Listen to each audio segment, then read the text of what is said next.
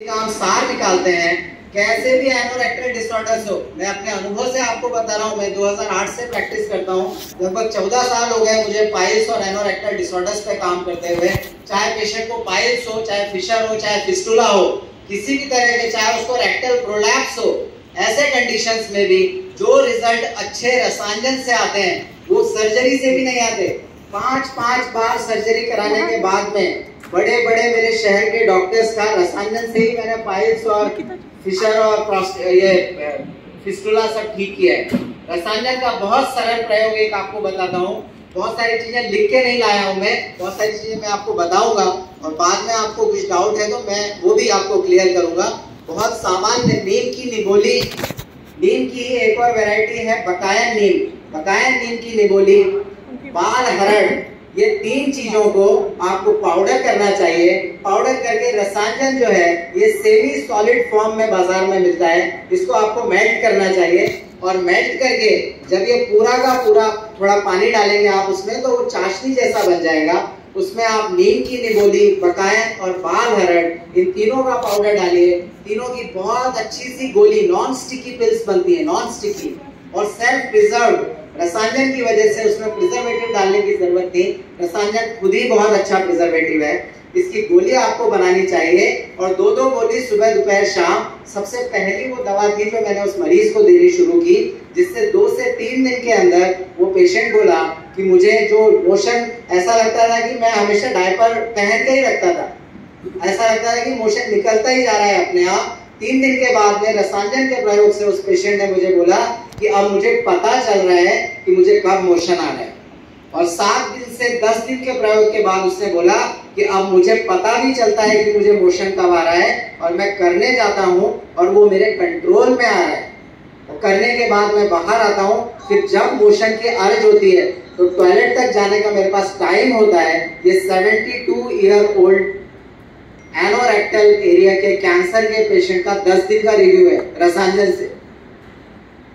मैं नहीं बोल रहा हूँ, चक्रदत्त लिख रहे हैं सुरंजन से सारे एनोरेक्टल डिजीज ठीक होते हैं। हमें यकीन ही नहीं हो रहा, हमें लग रहा है वो पागल है, कुछ तो भी लिख के चले गए किताब में। इसको तो अभी फिर से एमडी के स्टूडेंट, पीएचडी के स्टूडेंट फिर से रिसर्च करेंगे और फिर से पेपर पब्लिश करेंगे, तब जाके हम मानेंगे कि हाँ सुरंजन काम कर रहा है। चक्रदत्त लिख के गए तो क्या हो गया? ऐसे एक साइकोलॉजी, हम पूरा आप्त का कॉन्सेप्ट ही हम अपना भूलते जा रहे हैं। एमडी पीएचडी की रिसर्च गलत नहीं है, लेकिन जो आप्तों ने लिखा है उसके ऊपर यकीन करके पूरी श्रद्धा से पेशेंट को बहुत पॉजिटिव करके उसकी एनर्जी अपडेट करना है कि नहीं तुम पक्का ठीक होगे। ये झूठ नहीं है। कैसे हो गया? मैं आपको एक बहुत छोटी सी कहानी 1 मिनट के बीच में सुनाता हूँ कि एक औरत तुलसीदास जी की सेवा करती थी बनारस में, और सेवा करते हुए उसने कम से कम 1 साल के बाद तुलसीदास जी ने कहा कि तुम्हारी सेवा से बहुत प्रसन्न हूँ, तुम मेरे कपड़े धो देती हो, लोटे में पानी भर के ले आती हो, तो मैं बहुत प्रसन्न हूँ तुम्हारी सेवा से। बताओ तुमको कुछ चाहिए तो मैं राम जी से कहूँ? तो वो तुलसीदास जी से बोली कि मेरे करीब 5 साल हो गए विवाह को और मेरे यहाँ कोई शिशु नहीं है, तो आप राम जी से पूछिए कि मेरे बच्चे होंगे कि नहीं होंगे। बहुत इंपॉर्टेंट कहानी है, वेरी इंपॉर्टेंट स्टोरी।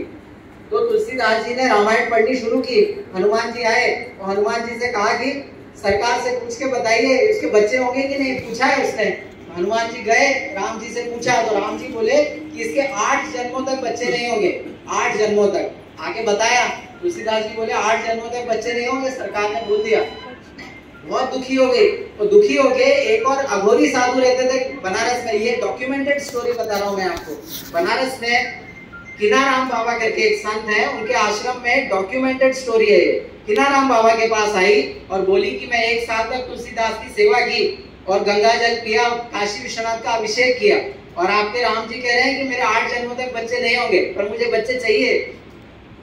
चाहिए तो चाहिए, मेरे घर वालों ने निकाल दिया घर से, ये तो बांझ है, इसको निकालो यहाँ से, ऐसे कर दिया। तो किनाराम बाबा ने बोला कि बोले वो गैया वहां पर बंधी हुई है, तू रोज उसकी सेवा कर, उसका गोबर साफ कर, उसका गोमूत्र साफ कर और उसका दूध रोज पीना शुरू कर और उसका गोमूत्र भी ताजा रोज पी। और ऐसे पीते हुए किनाराम बाबा ने उसको आशीर्वाद दिया कि जा तेरे 8 बच्चे होंगे। राम जी ने बोल दिया कि 8 जन्मों तक बच्चे नहीं होंगे। किनाराम बाबा बोले कि जाओ गैया की सेवा कर, तेरे 8 बच्चे होंगे। और वो करीब 18 साल के बाद वहां वापस गई और तुलसीदास जी से बोली कि देखो मेरे 8 बच्चे हो गए, तुम्हारे राम जी झूठे हैं। हुए राम जी झूठे हैं? तो फिर तुलसीदास जी ने निकाली रामायण और पढ़ी, और हनुमान जी आए, बोला कि वो सरकार से जाके बोलो कि सब झूठी तुम्हारी बातें। तो राम जी से जब बोलने गए हनुमान जी कि महाराज देखो आपने मना कर दिया था और उसके तो 8 बच्चे हो गए, तो राम जी बोले कि जैसे तुलसी मेरा भक्त है वैसे ही किन्नर राम भी मेरा भक्त है।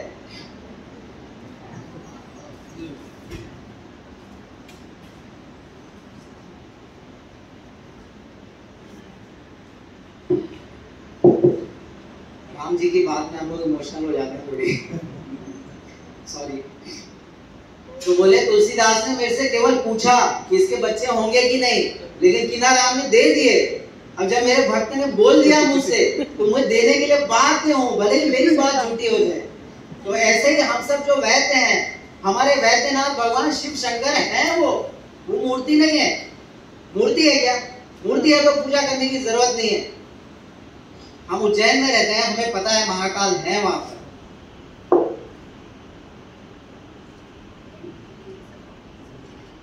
तो इसी तरह से जब हम ऐसा वैद्य बहुत अच्छे भाव से किसी पेशेंट को बोलते हैं, हम सुबह शाम पूजा करते हैं भगवान की, दिया जलाते हैं, भगवान शिव का अभिषेक करते हैं, नवरात्रि का व्रत रखते हैं कि नहीं हम लोग वो सब? तो वो सब करते हुए जब हम बहुत अच्छे भाव से किसी मरीज को बोलते हैं कि तुम जरूर ठीक होगे, तो वो पक्का ठीक होता ही है, 100% ठीक होगा, बिना दवा के भी होगा। ऐसे भगवान ने हमको अपनी गादी पे बिठाई है, देवताओं का शास्त्र है आयुर्वेद। ये हमने नहीं बनाया इसको, हमने बनाया क्या? हमने नहीं बनाया इसको।